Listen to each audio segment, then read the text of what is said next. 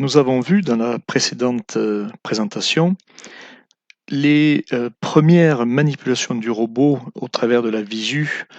Nous avons introduit cette structure d'interface que pilote la visu et qui va piloter la partie que j'appelle bas niveau, c'est-à-dire la partie RoboMotion.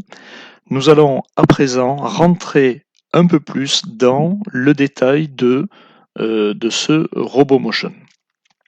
Alors, je vous avais montré la configuration, je me déconnecte, je vous avais montré la configuration du robot au niveau de l'équipement module, dans la fonction d'initialisation, dans ce init robot. Je vous avais montré ici la référence commerciale à rentrer pour que le robot puisse avoir toute sa cinématique définie. Ça, je dirais, c'est la géométrie du robot. Nous avons deux autres configurations à préparer, je dirais, en phase initiale et que nous affinerons au fur et à mesure. On était jusqu'à présent dans l'équipement module RoboModule. On va aller pour les configurations suivantes dans RoboMotion. Dans RoboMotion, on va avoir deux parties importantes à configurer. La première va être Init Software Limit. Je dirais que ce sont des limites par défaut, des limites qui ne changeront pas, des limites qu'on pourrait qualifier de statiques. Eh bien, ici, on va avoir un certain nombre de variables à renseigner pour ces limites. Alors, elles sont relativement faciles à lire, à comprendre. 610 mm dans le sens X+, moins 100 mm dans le sens X-, etc., etc. En Y, en Z, en rotation. Ici, on est en degrés, donc on va dire presque plus ou moins 2 tours.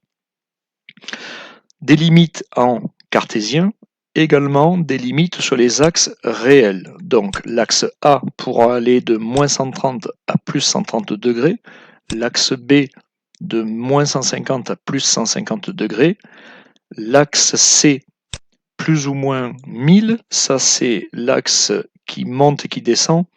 Alors, je vais vous montrer juste après un deuxième endroit où on a des limites, étant bien entendu que ces configurations, ces paramétrages de limites, elles sont liées à votre application, à votre machine. Si vous les mettez au-delà de ce que peut faire le robot, bien évidemment, les limites n'arriveront jamais. La phase d'analyse système de la machine consiste à justement définir ces zones min-max. Par exemple, si on a une machine qui est dans un carter plus petit que les mouvements maximum qu'elle peut faire, il faudra bien veiller dans les limites cartésiennes à ne pas dépasser les limites des carters. Donc, cette première partie des limites que je qualifie de statiques dans Init Software Limit.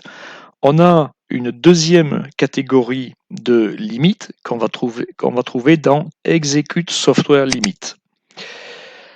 C'est cette deuxième configuration de limite que je qualifierais de limite dynamique. Elles sont exécutées périodiquement, à chaque fois que le function block RoboMotion tourne, alors que la fonction d'init est appelée uniquement au démarrage. Donc, execute software limit, périodiquement, va calculer le rayon du robot. Le rayon du robot, c'est racine carrée de x2 plus y2. On va pouvoir limiter en fonction d'un rayon maximum. On va pouvoir limiter en fonction d'un rayon minimum. Et quand on va faire ces limitations, donc on va piloter les parties purement robotiques vers le bas et on va remonter l'information vers le haut. Alors là, on arrive à des choses, des structures qui peuvent un petit peu vous faire peur. Rassurez-vous, vous n'aurez pas à modifier ces portions de code. Tout du moins pas au début. Par contre, vous aurez à comprendre ces parties-là d'informations qui remontent, notamment qui remontent à la visu ou dans des parties applicatives. J'y reviendrai dans les prochaines présentations. Voilà, les parties. Alors, si vous vous souvenez, dans la configuration entre guillemets statique, je n'avais pas mis de borne sur les axes, sur l'axe C. Donc volontairement, je m'étais mis très loin. Et cette limite, je l'ai faite plutôt dans la partie dynamique. C'est-à-dire que la hauteur totale, elle est combinée entre les axes C et D. Souvenez-vous, hein, les axes C et D sont reliés. Donc ici, je calcule un paramètre de hauteur que je vais limiter en fonction d'un paramètre Zmax et Zmin. Toujours pareil, je vais piloter vers le bas des informations de limite et remonter l'information vers le haut pour le Z max dans les positifs, pour le Z min dans les négatifs, et quand je ne suis pas au-delà de ces limites, eh bien, je remonte à l'applicatif le fait que je n'ai pas atteint de limite. Voilà, ça c'était les parties 2 et 3 des configurations. Donc, hein, je résume, dans l'équipement module, robot module, dans la fonction init robot, je configure la référence commerciale du robot.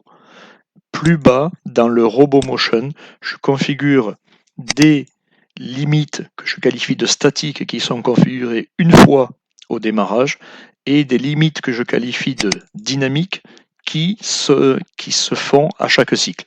On peut imaginer rajouter du code si ces software limites devaient être amenées à varier au cours du temps. Rien ne nous l'interdit. Nous sommes dans le robot motion.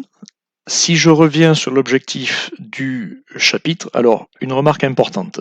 Ce function block robot motion, donc par définition c'est un function block, imaginons qu'on l'instancie plusieurs fois dans différents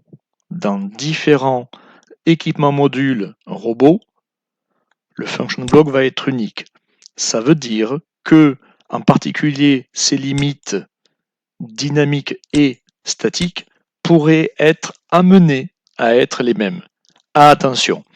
Donc, ne vous inquiétez pas, on peut pour ça, à l'intérieur de ce function block, aller tester quel numéro de robot est appelé, et en fonction du numéro de robot appelé, 1, 2, 3, n, on peut configurer une valeur ou une autre. On arrive dans une utilisation plus approfondie du template, je ne le détaille pas pour le moment, revenez vers moi le jour où vous aurez ce besoin, je vous montrerai, il n'y a en fait aucune difficulté. Commençons à rentrer dans des choses vraiment intéressantes. Comment est-ce qu'on définit et exécute des trajectoires? Alors, une particularité de la robotique chez Schneider, en Delta comme en Scara, est liée au fait que notre solution robotique est directement héritée de la solution Motion. C'est-à-dire que, contrairement à d'autres roboticiens, on ne va pas dire je vais du point A au point B et finalement, sans trop me soucier de la façon dont j'y vais, non. Notre approche va être de dire non seulement je vais du point A au point B, mais je vais détailler, je vais décomposer mes trajectoires, une ou plusieurs, pour faire ce mouvement du point A au point B. Une deuxième parenthèse, en robot Delta, on exécute très souvent des mouvements spline, des trajectoires en spline. C'est très adapté au robot Delta. En robot Scara, l'équivalent du spline, c'est le mouvement en join. C'est celui qui est le plus optimisé d'un point de vue temporel et mouvement. Il a des inconvénients, mais d'un point de vue rapidité et énergie à dépenser, c'est le plus optimisé. Le mouvement join, On utilise aussi, donc le join, c'est pour les mouvements plans, dans le plan XY. Pour le mouvement vertical, on utilise le mouvement linéaire. Hein, là, on le comprend, on va juste piloter les deux axes C et D pour monter ou pour descendre. Et donc, dans les présentations que je vous ai déjà faites des mouvements basiques, on avait en fait un enchaînement, je vais le remontrer, on avait un enchaînement de linéaire pour monter, join, puis linéaire pour redescendre. Je me connecte. Voilà, je suis en mode automatique. Je vais aller à la pause. Alors, je vais essayer d'aller doucement pour qu'on voit bien ce mouvement. Je vais aller à la base. Donc, mouvement vertical, puis join, mouvement vertical, mouvement join. On a un arrondi entre les deux, j'y reviendrai plus tard. Mouvement join.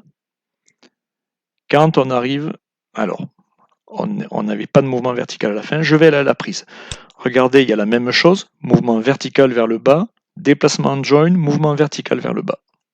Mouvement vertical vers le bas, mouvement en join, on a toujours un effet d'arrondi entre deux mouvements pour ne pas avoir de cassure. Et à l'arrivée, mouvement vers le bas. Observez, en plus de cela, on a un mouvement combiné, un mouvement synchrone de la rotation en Z. Je le refais, je vais en déposer un. Tous les mouvements sont sur la même architecture, entre guillemets, la même décomposition, la même analyse. Vertical, join vertical, et sur l'ensemble de ces trois trajectoires élémentaires, mouvements élémentaires, on a une rotation synchrone de l'axe Z. Je refais. Mouvement vertical, rotation synchrone qui commence, le move join, je termine mon move join, je commence à redescendre, je redescends, et je finis le mouvement synchrone. Voilà. Je peux aller même encore plus doucement, je vais le refaire une fois. Je reviens à la prise. Mouvement vertical, le synchrone en rotation commence, mouvement en join, et on commence à redescendre, on finit de redescendre, on termine le mouvement synchrone RZ. Voilà. Retenez bien ces mouvements. On peut faire d'une autre manière, mais c'est une façon finalement assez simple et assez standard de faire des mouvements, des trajectoires sur un SCARA. Et pour information, moi j'ai déjà fait plusieurs applications avec des SCARA, même avec plusieurs SCARA. Jusqu'à présent, à 2-3 exceptions près, j'ai toujours pu faire tous mes mouvements à partir de cette décomposition élémentaire. Je répète, mouvement vertical jusqu'à une altitude de déplacement dans le plan horizontal, puis mouvement dans le plan horizontal par un join, puis mouvement vertical. En général, c'est monter, je me déplace dans le plan, je redescends. Bien entendu, avec des arrondis au changement. Nous allons voir maintenant comment on exécute et comment on programme ces trajectoires-là. Alors, j'ai pris un petit peu d'avance sur la prochaine présentation. Je vais l'enchaîner. Ça fera une vidéo un petit peu longue, mais je vais l'enchaîner. Alors, je vous ai parlé dans différentes présentations d'une structure de données commune où on va piloter des données d'un point de vue applicatif et le robot motion va les comprendre et les exécuter. Cette macrostructure d'interface, elle s'appelle, et je l'appellerai souvent, la user robot. On la trouve définie dans le robot manager. La user robot, c'est celle-ci. Donc c'est toujours le même principe. Array of structure, user robot. C'est un tableau de structure. Dans notre cas, on n'a qu'un robot. De structure user robot. La user robot, elle est définie ici. Structure user robot. Qu'est-ce qu'on trouve dans user robot? On trouve plusieurs sous-structures. Alors, dans certaines versions de template, vous pourrez trouver quelque chose de beaucoup plus linéaire, où vous avez, au lieu d'avoir des sous-structures, elles sont toutes là, il y en a 100, 150, tout dépend des versions. c'est exactement la même chose, hein. C'est juste que là, j'ai fait le choix de les structurer pour que ce soit peut-être plus facile à lire. Après, la meilleure façon, c'est celle avec laquelle on est à l'aise. Voilà. Donc moi, je suis à l'aise avec cette structure-là. Alors, essayons de détailler un petit peu qu'est-ce qu'on a dans chacune de ces sous-structures. Les sous-structures de la ST-User Robot, volontairement, je les ai mises dans ce dossier-là, structure User Robot. Donc, toutes ces structures-là, 3, 4, 5, 6, 7, 8, 9, 10, vous les trouverez ici. On va commencer. Qu'est-ce qu'on trouve dans Robot Mode? Qu'est-ce qu'on trouve dans Robot Mode? On va trouver, alors, toujours la même convention, Q, ce sont des sorties, I, des entrées, IQ, des bascules RS. Alors, je vais trouver mes commandes de bascule RS pour faire passer le robot en auto, en manuel ou en stop. En fait, ce sont ces données-là que l'on pilote quand on vient cliquer ici sur les boutons Prépare auto manuel. On vient tout simplement monter des bits dans ces structures. On va trouver des booléens de sortie qui vont nous dire si on est en mode homing, auto, manuel, power off, etc. Ça va servir à l'applicatif à savoir dans quel état est le robot. Donc ici on le pilote, ici on relie son état. On va pouvoir savoir si le robot est ready. On va avoir des informations sous forme de chaîne de texte. On va avoir le mode opérationnel du robot. Voilà, beaucoup d'informations que je vous laisserai regarder, analyser quand vous serez un petit peu plus à l'aise. Les modes de marche du robot pour le bas niveau. Ensuite, on va trouver des commandes pour faire du jog. Dans le jog, on va trouver des booléens pour configurer soit un des 4 axes réels, soit un des 4 axes cartésiens. Donc, on en sélectionne un, on en passe un à trou.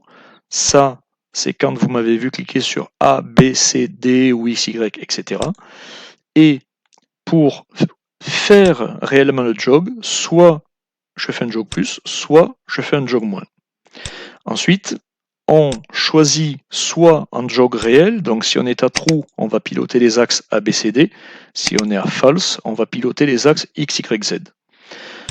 Une sortie pour nous indiquer dans quel mode on est, et puis des valeurs de déplacement. J'y reviendrai plus tard. On va trouver ensuite une structure qui va nous donner des informations de position et de vitesse. Position, vélocité. Ici, donc pour ne pas trop alourdir la structure, l'écriture, je n'ai pas mis le Q underscore, mais ce sont toujours des sorties.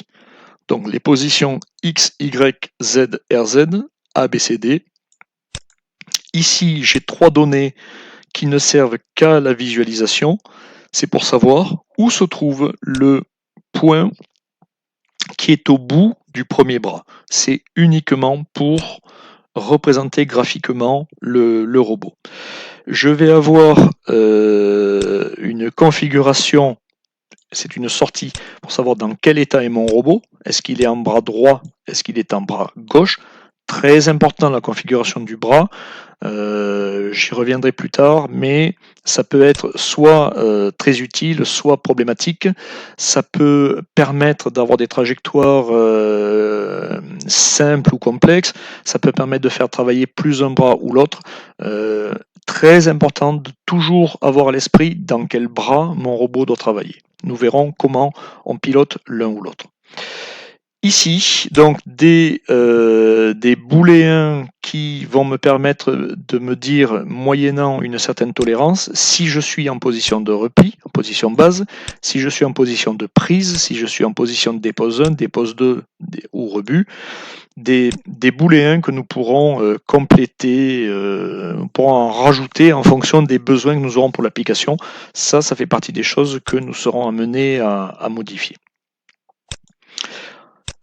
Ensuite, on va trouver les courants des 4 axes. Donc là, on est déjà dans une utilisation un petit peu plus avancée. Bon, pour débuter, on n'a pas besoin de se soucier de ça. La même chose avec les températures des moteurs. On peut aller lire les 4 températures des moteurs. Voilà. Les limites. Les limites. Donc, des limites. On va trouver des paramètres constants qui sont utilisés dans, vous vous souvenez, je vous ai montré 2 fonctions qui s'appellent init software limit et execute software limit. Eh bien, ces 2 méthodes utilisent ces paramètres-là. Donc, quand on change en fonction de la référence du robot, hein, et si on avait un STS80, ça serait encore d'autres valeurs que je n'ai pas mis là. On va trouver ensuite des boulets de sortie qui vont nous indiquer pour chaque axe réel et cartésien si on a atteint la limite positive ou négative. La même chose pour la rotation RZ et le rayon min et rayon max.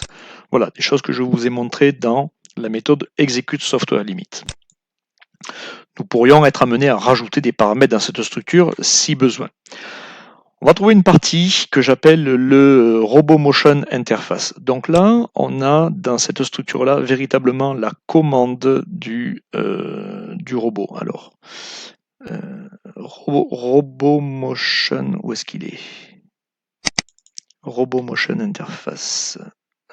Il est plus bas, je cherche au mauvais endroit. Robot Motion Interface. On va trouver ici 2 bascules RS. Une qui est le Start Motion. Quand l'applicatif demande un mouvement, il va monter ce bit. Quand le Robot Motion l'aura compris, il va resetter ce bit et resetter le End Motion. Donc, il pourra indiquer à l'applicatif, j'ai compris la demande de mouvement, je suis en train d'exécuter et le mouvement n'est pas fini. Et quand le mouvement sera fini, le End Motion repassera à 1. Donc, avec ces 2 bascules RS, en fait, la bascule RS, c'est le start. Le End Motion, la partie applicative, ne fait que le lire pour comprendre quand le mouvement est terminé. Au passage, valeur d'initialisation par défaut, on ne demande pas de mouvement, donc c'est à faux. Le mouvement est terminé, donc c'est à true. Un mouvement terminé qui est à true, ça veut dire que je peux en commencer un nouveau. La fin de séquence, c'est un petit peu corrélé avec le end motion, hein, c'est quasiment la même chose. Là, j'ai une entrée. I, c'est une entrée.